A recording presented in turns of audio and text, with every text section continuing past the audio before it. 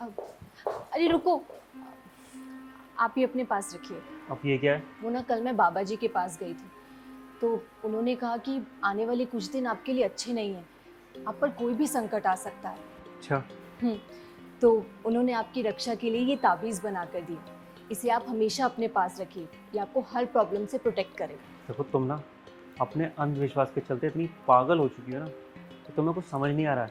ये आप क्या कह रहे हैं? तुम जहाँ जाती हो ना, तुम्हारे अंधविश्वास से वो लोग अपना व्यापार कर रहे हैं और कुछ नहीं। ये आप गलत समझ रहे हैं। आप प्लीज़ इसे ऑफिस लेकर जाइए, ये आपकी रक्षा करेगा। देखो तुम्हें जो करना है ना करो, पर मुझे ना इन सब में इन्वॉल्व करने की कोई ज़रूरत नहीं है। अरे ये क्या किया आपने? मेरी बात तो सुनिए।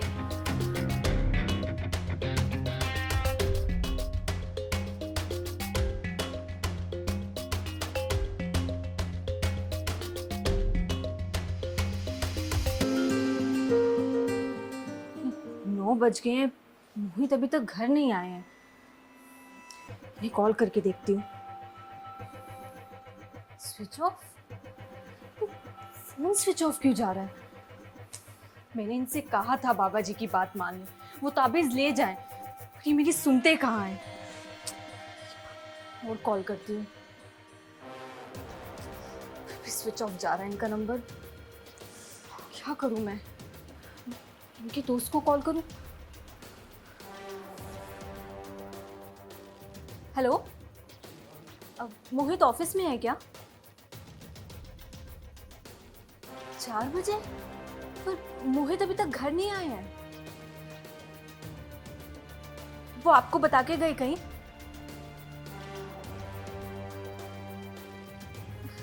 देखिए, अगर आपको कुछ पता चले ना तो प्लीज मुझे बताइएगा। मोहित कहाँ रह गए? अच्छा वो तो आ गया। क्या हुआ, आपने इतनी जल्दी क्यों बुलाया? तेरे जीजा जी अभी तक घर नहीं आए। 4 बजे ही ऑफिस से निकल गए थे और मैं उन्हें फोन कर रही हूँ, उनका फोन स्विच ऑफ आ रहा है। क्या? हाँ, बाबा जी ने मुझसे कहा था कि तुम्हारे पति पर कोई संकट आने वाला है।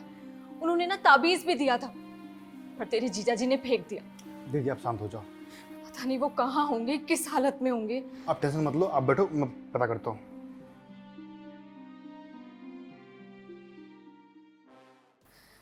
मोहित के बारे में पता चला कुछ आपको? नहीं।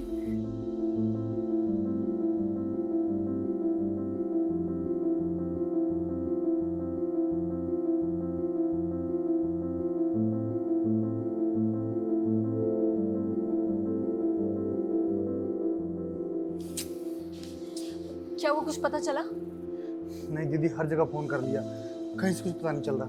पता नहीं कहाँ रह गए। इतनी देर आज तक उन्हें कभी नहीं हुई। मुझे तो बहुत टेंशन हो रही है, कहीं कुछ गलत ना हो गया हो। मैं देखता हूँ।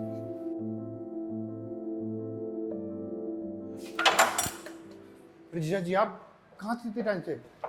आप ठीक है ना? आपको कुछ हुआ तो नहीं? अरे शांत हो जाओ, मैं बिल्कुल ठीक हूँ। और आप कहाँ थे इतने टाइम से? और आपका फोन क्यों स्विच ऑफ आ रहा था?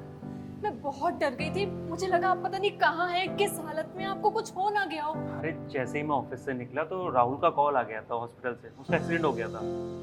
तो और इसी बीच में मेरे फ़ोन की बैटरी डेड हो गई और हॉस्पिटल पहुंचने के बाद में इतना टाइम ही नहीं मिला कि मैं फ़ोन चार्ज कर लूँ। तो आप इतने टाइम से उसके पास थे? हाँ, मैं वहीं रुक के उसके माँ पापा का वेट कर रहा था। वो लोग यहाँ नहीं रहते ना, तो उनको आने में टाइम लग रहा था।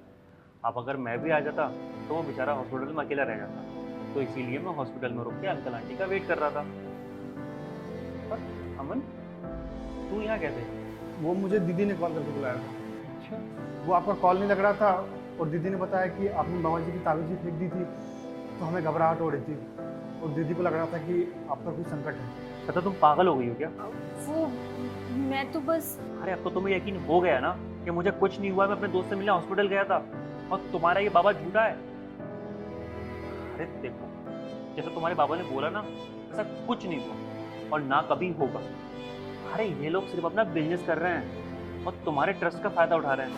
मैं बहुत डर गई थी। ये जो तुम्हारा डर है ना, यही उनका व्यापार है। किसी को वो बेच के पैसे कमा रहे हैं।